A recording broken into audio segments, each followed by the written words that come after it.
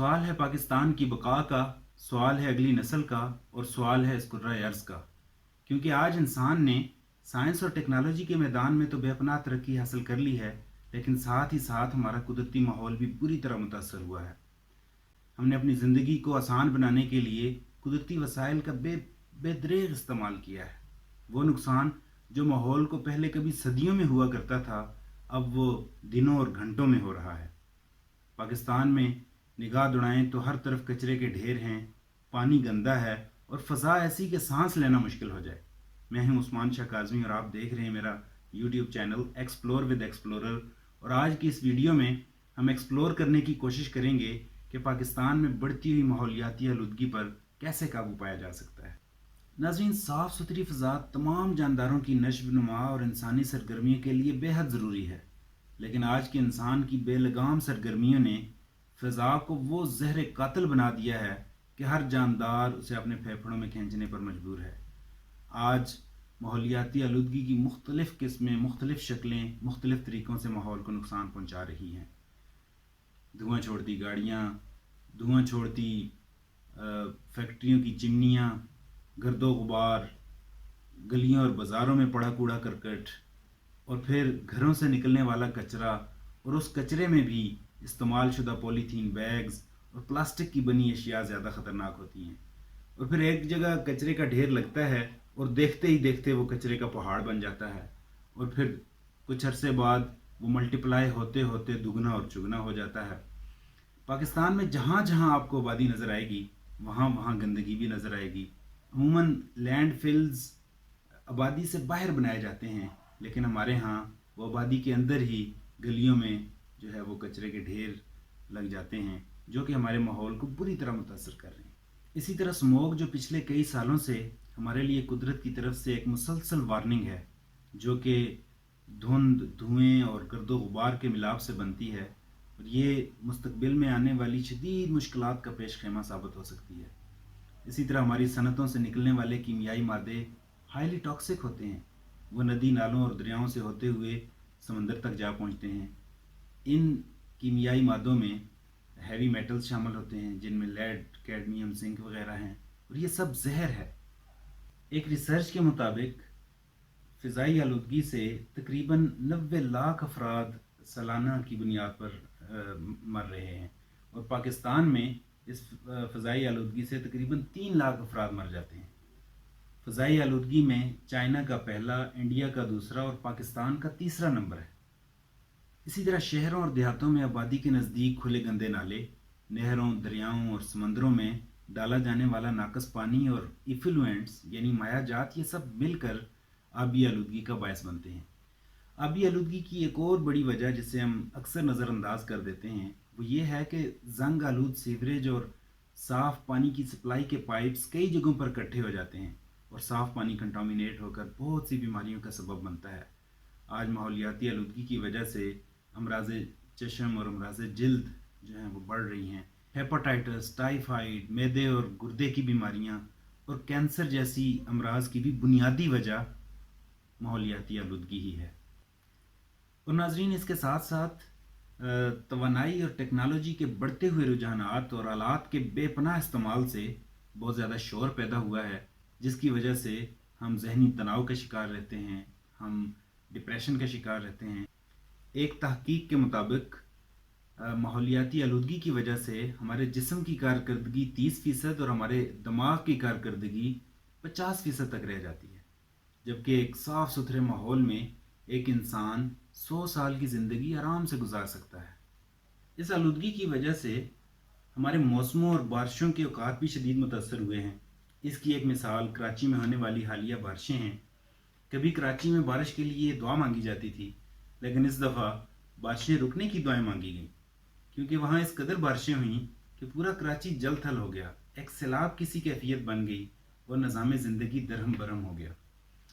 और इस आलूदगी ही की वजह से हमारी गर्मियों की शिद्दत में इजाफा और सर्दियों के दौरानिए में दिन ब दिन कमी देखने में आ रही है। तो नाज़रीन, अब आते हैं इस माहौलियाती आलूदगी के कंट्रोल की जानिब। हम क्या कर सकते हैं, और इस जदीद दौर में रहते हुए भी हम कैसे इस कुर्रा अर्ज़ के कुदरती माहौल का तहफ़्फ़ुज़ कर सकते हैं, और कैसे ہم انفرادی اور اجتماعی سطح پر وہ کیا اقدامات ہیں جو کر کے ہم اس اپنے قدرتی ماحول کا تحفظ کر سکتے ہیں. اس میں سب سے پہلا کام جو ہمیں کرنا ہوگا وہ یہ ہے کہ زیادہ سے زیادہ پودے لگائے جائیں. گھر کے افراد کے برابر پودے لگائے جائیں. اور اگر کہیں کسی بلڈنگ کی تعمیر میں کچھ پودے کاٹ دیے جائیں تو اس سے زیادہ پودے لگوائے جائیں وہاں پہ، بلکہ 5 سال تک ان پودوں کو اڈاپٹ بھی کیا جائے، کیونکہ یہ پودے سب سے زیادہ ماحول دوست ہوتے ہیں، جو کہ نہ صرف ماحول کو صاف ستھرا کرتے ہیں بلکہ ایک خوشگوار احساس بھی پیدا ہوتا ہے. پودوں کی موجودگی ماحول کے لیے بہت ضروری ہے. یہ پودے فضا میں موجود آلودگی کو جذب کر لیتے ہیں اور نئی صاف ہوا بھی پیدا کرتے ہیں. اس سلسلے میں حالیہ گورنمنٹ نے کچھ اچھے انیشیٹوز لیے ہیں، چاہے وہ بلین ٹری سونامی ہو یا پھر 10 ملین ٹریز کی پلانٹیشن کی بات ہو. یہ سب اچھے انیشیٹوز ہیں. ہم سب کو مل کر ان منصوبوں کو کامیاب بنانے کے لیے تگ و دو کرنا ہوگی. اور پھر درخت کاٹ کاٹ کے جو کنکریٹ کے جنگل کھڑے کر دیے ہیں ہم نے، یہ ہیٹ ابزارب کرتے ہیں. یہ بھی کسی صورت انوائرمنٹل فرینڈلی نہیں ہے. تو ہمیں کرنا کیا ہوگا کہ بلڈنگز کو اب گرین بلڈنگز کی طرف لے جانا ہوگا، اور پھر بلڈنگز کی سراؤنڈنگ میں بہت زیادہ پودے لگانے ہوں گے. اور پھر اس بلڈنگ کا جو ہیٹنگ اینڈ کولنگ سسٹم ہے اسے سولر سسٹم سے منسلک کیا جا سکتا ہے. اس طرح بھی کافی حد تک جو ہے وہ انوائرمنٹ کا تحفظ کیا جا سکتا ہے. اور پھر ہمیں پلاسٹک بیگز اور پولیتھین بیگز کا استعمال کم سے کم کرنا ہوگا، بلکہ بالکل ترک کرنا ہوگا. اس کی وجہ یہ ہے کہ اس وقت سب سے زیادہ جو خطرناک چیز ہے پولوشن کے حوالے سے وہ یہ پلاسٹک ہے. یہ پلاسٹک ندی نالوں سے ہوتا ہوا آخرکار سمندر میں پہنچتا ہے. اور اس وقت کہا یہ جا رہا ہے کہ سمندر میں مچھلیوں سے زیادہ پلاسٹک کی تعداد موجود ہے، اور یہ آبی حیات کے لیے ایک بہت بڑا خطرہ ہے. اور ویسے بھی یہ پلاسٹک چونکہ ڈیگریڈ نہیں ہوتا، یہ کئی سالوں تک جو ہے وہ ہمارے ماحول میں موجود رہتا ہے، اور یہ ہمارے ماحول کو بری طرح متاثر کر رہا ہے. تو ہمیں یاد ہے کہ جب ہم بچپن میں مارکیٹ میں سودا سلف لینے جایا کرتے تھے تو ہمارے پیرنٹس ہمیں یاد دہانی کے طور پہ کہا کرتے تھے کہ وہ کپڑے کا بیگ ساتھ لے کر جائیں اور اس میں سودا لے کر آئیں، اور ہم کپڑے کے بیگ میں سودا لایا کرتے تھے. لیکن اب جو مصروفیات بڑی ہیں، پلاسٹک کا استعمال بھی بہت زیادہ ہو گیا ہے. حالانکہ گرم اشیاء جو ہے وہ پلاسٹک میں نہیں ڈالنی چاہیے، ہم وہ بھی اب پلاسٹک میں وصول کرتے ہیں. عوامی مقامات پر مستقل بنیادوں پر کوڑے دانوں کا انتظام ہونا چاہیے، اور پھر سیپریٹ کلیکشن سسٹم ہونا چاہیے جس میں گتا، پلاسٹک، گلاس، گیلے اور خشک کوڑے کو الگ الگ اکٹھا کیا جائے. یاد رکھیں کہ جب بھی گیلا جو مٹیریل ہوگا، جب بھی ویٹ ویسٹ جو ہے وہ ڈرائی کے ساتھ ملے گا تو پھر کنٹامینیشن ہوگی، اور پھر مائکروبز وہاں پہ پیدا ہوں گے جو کہ ماحول کے لیے نقصان دہ ہیں. اور پھر اکثر جو عوامی مقامات ہیں وہاں پہ یہ دیکھا گیا ہے کہ کوڑے دانوں کا سائز چھوٹا ہوتا ہے اور وہ بہت جلدی بھر جاتے ہیں، اور اس کی چونکہ اس کی کلیکشن کا کوئی سسٹم اتنا اچھا نہیں ہوتا تو وہ دائیں بائیں کوڑا گرتا رہتا ہے. زیادہ تر لوگ کیا کرتے ہیں کہ عوامی مقامات پر وہ باسکٹ بال کے پلیئر بن جاتے ہیں. وہ دور سے کوڑا پھینکتے ہیں، اگر تو اس کوڑے دان میں چلا جائے تو ٹھیک ہے، نہیں تو وہ باہر چلا جاتا ہے. تو اس طرح وہ جگہ پولوٹیڈ ہوتی رہتی ہے اور وہاں پہ کوڑے کے ڈھیر لگتے رہتے ہیں. اور پھر ہمیں اپنی گاڑیوں کی باقاعدہ چیکنگ اور اس کی سروس کرواتے رہنا چاہیے. اور وہ گاڑیاں اور وہ بسیں جو بہت زیادہ دھواں چھوڑ رہی ہوں ان کو فی الفور بند کر دینا چاہیے، بلکہ سالانہ کی بنیاد پر حکومت انہیں فٹنس سرٹیفکیٹس جاری کرے، اور جو ان رولز کی خلاف ورزی کرے ان پر سخت جرمانے عائد کیے جائیں، کیونکہ یہ وہ دھواں ہے جو اسموک کا باعث بنتا ہے اور ہمارے ماحول کو آلودہ کر رہا ہے. دیکھیں، یہ وہ وقت ہے کہ جب ہمیں متبادل طرز زندگی کے بارے میں سوچنا ہوگا. وہ تمام کنٹریز جو ڈیولپنگ ہیں، جب ان کی ڈیولپمنٹ کی کرو اوپر جاتی ہے تو انوائرمنٹ کی کرو ڈیفینیٹلی نیچے آتی ہے. لیکن یہ ایک پرانا موٹیو ہے.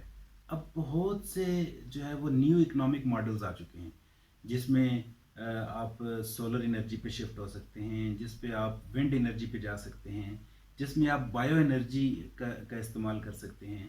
یہ وہ ذرائع ہیں کہ جنہیں متبادل کے طور پر استعمال کر کے آپ ماحولیاتی آلودگی سے چھٹکارا پا سکتے ہیں۔ اسی طرح بجلی پیدا کرنے والے کارخانے، صنعتیں، انڈسٹریز، فیکٹریز اور اینٹیں بنانے والی بھٹیاں، یہ سب متبادل انرجی اور متبادل ٹیکنالوجی کا استعمال کر سکتی ہیں۔ اس کے لیے ایک اور آسان کام جو ہم کر سکتے ہیں وہ یہ ہے کہ ہم آگاہی مہم شروع کر سکتے ہیں، ہم کمپین لانچ کر سکتے ہیں سوشل میڈیا پہ، ہم ڈفرینٹ فورمز پہ لوگوں کو اویئرنیس دے سکتے ہیں۔ جیسا کہ وہ جرمنی میں جب انوائرمنٹل پولوشن کے خطرات بہت زیادہ بڑھ گئے تھے تو انہوں نے یہ انیشیٹو اسکول کے بچوں سے لیا تھا۔ اسکول کے چھوٹے چھوٹے بچے اویئرنیس پھیلا رہے تھے، ایون کہ وہ اپنے ماں باپ کو ٹوکتے تھے اگر کسی کا پیرنٹس میں سے کوئی گاڑی سے کوئی چیز باہر پھینک رہا ہوتا تھا تو وہ بچے ہاتھ پکڑ کے کہتے تھے کہ کیا اب آپ یہ باہر پھینکیں گے؟ یعنی انہیں بچوں کے ذریعے شعور پیدا کیا گیا سوسائٹی میں۔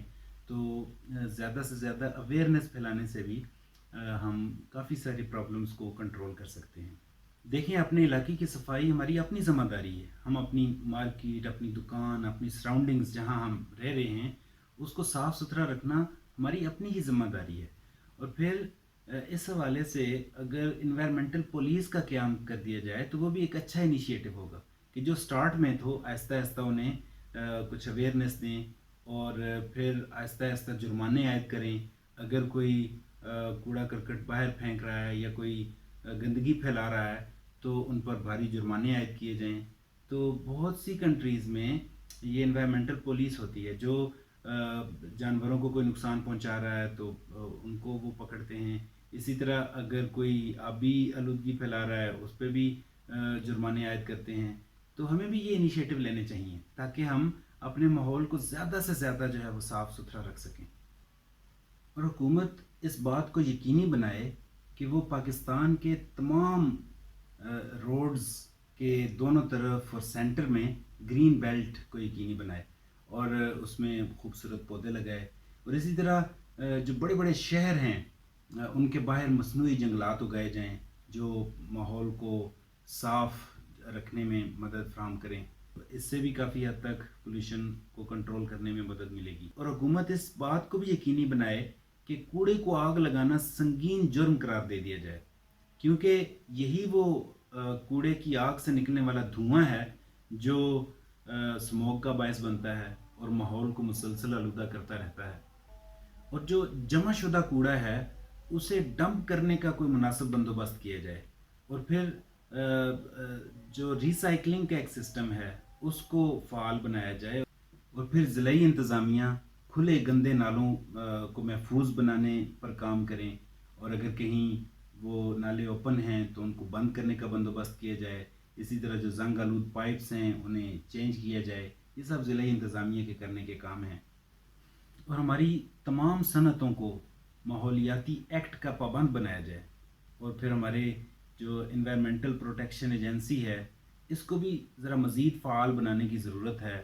دیکھیں، انوائرمنٹل ڈیٹیریوریشن کے 3 بڑے فیکٹرز ہیں: overpopulation, urbanization and industrialization.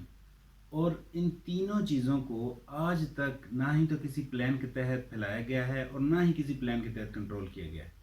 اور اب حکومت کو چاہیے کہ کوئی اس بارے میں پالیسیز بنائیں، کنٹرول کی پالیسی ہونی چاہیے، ان کو کیسے ایکسپینڈ کرنا ہے اس کی پالیسی ہونی چاہیے، اور کوئی اسٹرکٹ اس حوالے سے رولز اینڈ ریگولیشنز جو ہیں وہ بنائے جانے چاہیے۔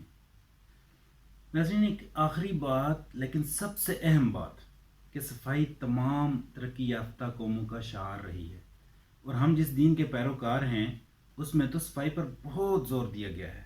قرآن مجید میں فرمایا گیا کہ وہ فلاح پا گیا جس نے پاکیزگی اختیار کی، اور اسی طرح احادیث مبارکہ میں بھی صفائی کے حوالے سے بہت رہنمائی ہمیں ملتی ہے۔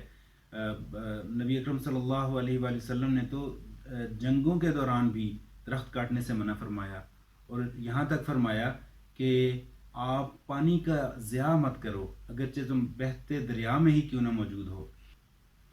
حیرت کی بات یہ ہے کہ ہم اسی دین کو ماننے والے صفائی سے اس قدر دور کیوں ہیں۔ اللہ تعالیٰ نے اپنی قدرت کا تمام نظام صاف ستھرا رکھا ہے اور اسے صاف ستھری بنیادیں فراہم کی ہیں. ہم اس صاف ستھرے ماحول کو گندہ کرنے پر تلے ہوئے ہیں. دین کے جتنے بھی ارکان ہیں، نماز، روزہ، حج، زکوٰۃ، ان سب میں صفائی کا پہلو نمایاں ہے، بلکہ صفائی اختیار کرنے کا حکم دیا گیا ہے. آپ حج پہ جاتے ہیں، صاف ستھرا ماحول ملتا ہے. آپ روزہ رکھتے ہیں، اس میں صفائی کا حکم دیا گیا ہے. اپنے آپ کو صاف رکھنا، جسم کو صاف رکھنا، اپنے منہ کی صفائی رکھنا. اور یہ صفائی تمام آسمانی مذاہب کا ایک خاصہ رہی ہے، اور اسلام میں اسے بنیادی حیثیت حاصل ہے. تو ہمارے دین نے ہمیں صفائی کے یہ تمام بنیادی لیسن ہمیں دیے ہیں، لیکن ہم اتنا ہی صفائی سے دور ہیں. یاد رکھیں، پہلا قدم ہمیں خود اٹھانا ہے اور باقی معاشرے میں خود بخود ہوتا چلا جائے گا. شکریہ. دیکھتے رہیں ایکسپلور ود ایکسپلورر.